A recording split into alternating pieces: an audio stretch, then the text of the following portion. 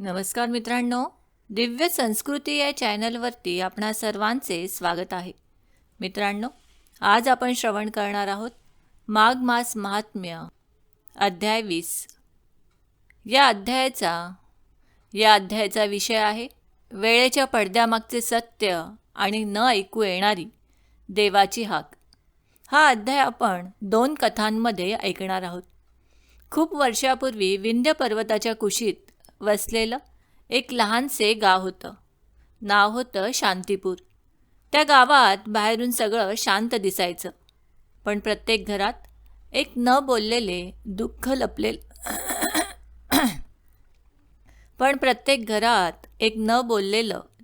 लपलेलं असायचं. कारण तिथले लोक एकाच गोष्टीने त्रस्त होते. आयुष्यात गोष्टी उशिरा घडतात, मेहनत करूनही फळ उशिरा मिळते आणि म्हणून लोकांच्या मनात एक अदृश्य थकवा साचलेला होता. त्या गावात माधव नावाचा तरुण राहत होता. तो लहानपणापासूनच प्रश्न विचारणारा होता. देव इतका दयाळू आहे, तर काहींच्या आयुष्यात अडथळेच का येतात?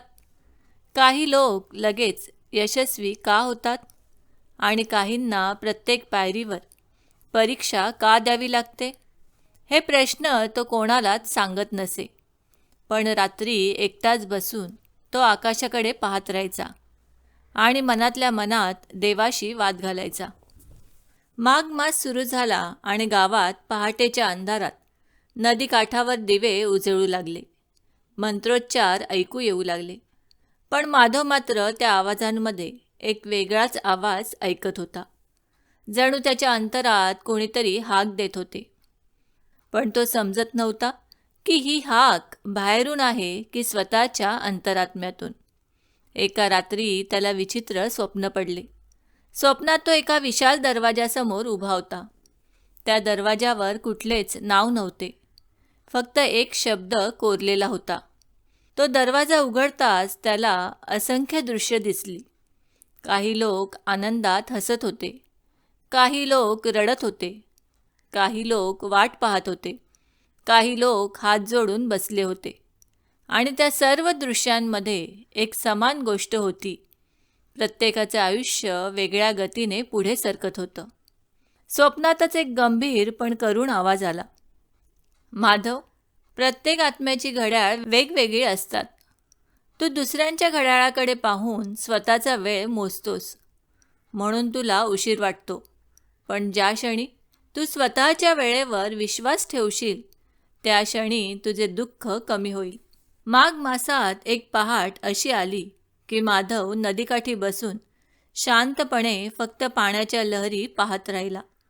त्या लहरी येत होत्या, जात होत्या आणि त्याच्या मनात अचानक एक विचार चमकला. जर नदी प्रत्येक लहरीवर थांबून राग धरत बसली असती, तर ती नदी राहिली असती का? त्या क्षणी त्याच्या डोळ्यात पाणी आले, कारण त्याला कळले की तो स्वतःच्याच आयुष्यातील प्रत्येक विलंबावर थांबून राग धरत बसला होता. त्या दिवशी त्याने ठरवलं की माघ मासात तो देवाकडून काही मागणार नाही. तो फक्त पाहणार, शिकणार आणि शांत राहणार. सुरुवातीला त्याला हे खूप अवघड गेले, कारण मन वारंवार जुने प्रश्न काढत होतं. पण हळूहळू त्याला जाणवू लागलं की ज्या क्षणी तो प्रश्न थांबवतो, त्या क्षणी उत्तर आपोआप येतं. एक दिवस गावात एक अनोळखी साधू आला. तो फार बोलत नव्हता, पण त्याच्या डोळ्यात विलक्षण शांती होती. माधव त्याच्याजवळ बसला आणि काही न बोलता फक्त त्याच्याकडे पाहत राहिला. काही वेळाने साधू म्हणाला, तू खूप काळापासून उत्तर शोधतोयस, पण उत्तर शब्दात नसतं, ते स्थितीत असतं.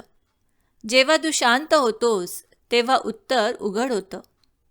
माघ मास संपताना माधवच्या आयुष्यात बाहेरून फार मोठा बदल झाला नाही. ना अचानक धन, ना अचानक यश, पण आतमध्ये मोठा बदल झाला. त्याने स्वतःशी युद्ध थांबवले. त्याने वेळेशी भांडण थांबवले आणि त्या दिवशी पहिल्यांदा त्याला वाटलं की कदाचित देव माझ्याशी बोलत नाही असे नाही. कदाचित मी ऐकायला तयार नव्हतो. कथेचा शेवट असा की एका रात्री तो पुन्हा स्वप्नात त्या दरवाजासमोर गेला. पण यावेळी दरवाजावर काळऐवजी एक नवा शब्द कोरलेला होता, विश्वास. आणि दरवाजा उघडताच त्याला स्वतःचाच चेहरा दिसला, शांत, संयमी आणि स्थिर. आणि त्या क्षणी त्याला उमगलं की माघ मासाने त्याला बाहेर काही दिलं नाही, तर आत एक नवीन माणूस घडवून दिला. मित्रांनो, कथा आवडली असेल तर या व्हिडिओला एक लाईक अवश्य करा आणि कमेंटमध्ये श्री स्वामी समर्थ लिहायला विसरू नका. मित्रांनो, या अध्यायाची दुसरी कथा अशी की त्या रात्री आकाशात तारे कमी आणि शांतता जास्त होती. वाऱ्याला सुद्धा जणू बोलायचे नव्हते. गाव झोपलेलं होतं, पण माधव झोपलेला नव्हता. त्याच्या डोळ्यात झोप नव्हती आणि मनात शेकडो न बोललेले प्रश्न होते. देव, माझ्याकडे का पाहत नाहीस? माझ्या प्रयत्नांची तुला जाणीव नाही का? माझ्या वेदनांना काही अर्थ आहे का? हे प्रश्न तो शब्दात बोलत नव्हता, पण त्याच्या छातीत जड दगडासारखे साचलेले होते. माघ मासाचा तो अंधारलेला पहाटेचा क्षण होता. नदीकाठी फक्त एक दिवा तेवत होता. त्याच्या प्रकाशात पाण्याच्या लहरी चमकत होत्या. माधव तिथे बसून पाण्याकडे पाहत राहिला आणि अचानक त्याला असे वाटले की पाणी फक्त वाहत नाही, ते कुणाचे तरी दुःख वाहून नेते. त्याच्या डोळ्यातून अश्रू वाहू लागले, कारण त्याला जाणवलं की तो स्वतःचे दुःख किती वर्ष मनात दाबून ठेवत होता. तो कुजबुजला, देव, जर तू ऐकत असशील तर मला काहीतरी खूण दे. पण लगेचच त्याला जाणवलं की देवाची खूण विजेसारखी नसते. ती कधीकधी अश्रूसारखी असते, जी शांतपणे गालावरून खाली येते आणि मन हलकं करून जाते.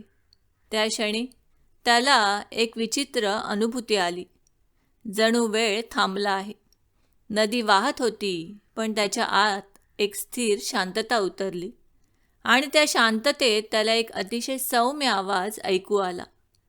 शब्द नव्हते, भावना होती. तू एकटा नाहीस, तू माझ्यापासून दूर नाहीस. तुझ्या प्रत्येक अश्रूत मी आहे, पण तू मला शोधताना खूप गोंगाट केलास. आता शांत हो आणि मला तुझ्या श्वासात ऐक. माधवने डोळे मिटले आणि पहिल्यांदा त्याने काहीही मागितले नाही.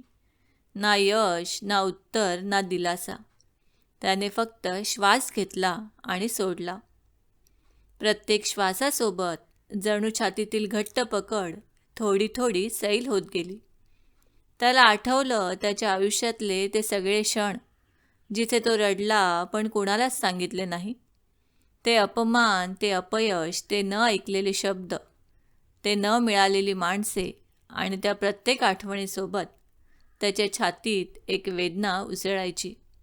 पण आता त्या वेदनेसोबत एक वेगळाच भाव येत होता, करुणा. स्वतःसाठी तो हळूच पुटपुटला, कदाचित देव माझ्यावर रागावलेला नव्हता. कदाचित मी स्वतःवरच फार कठोर होतो. आणि त्या क्षणी त्याच्या डोळ्यातून पुन्हा अश्रू आले. पण यावेळी ते तक्रारीचे नव्हते, ते स्वीकाराचे होते. त्या रात्री त्याला एक स्वप्न पडले. तो एका विशाल सभागृहात उभा होता. तिथे हजारो दिवे तेवत होते, पण एकही दिवा मोठ्याने जळत नव्हता. सगळे दिवे शांतपणे उजळत होते.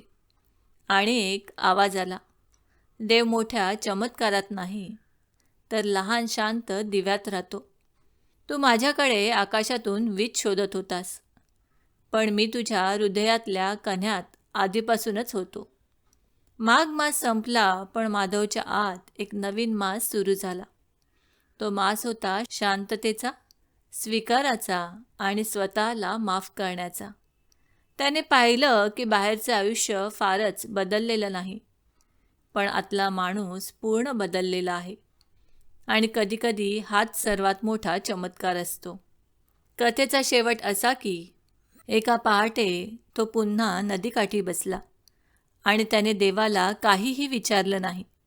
त्याने फक्त मनात म्हटले, आज मी रडलो नाही, तरी मी तुझ्याजवळ आहे. आणि त्या क्षणी त्याच्या मनात एक खोल समाधान उतरलं. जणू देवाने काही न बोलताच त्याच्या डोक्यावरून हात फिरवला. श्री गुरुदेव दत्त. ओम नमो भगवते वासुदेवाय नमः.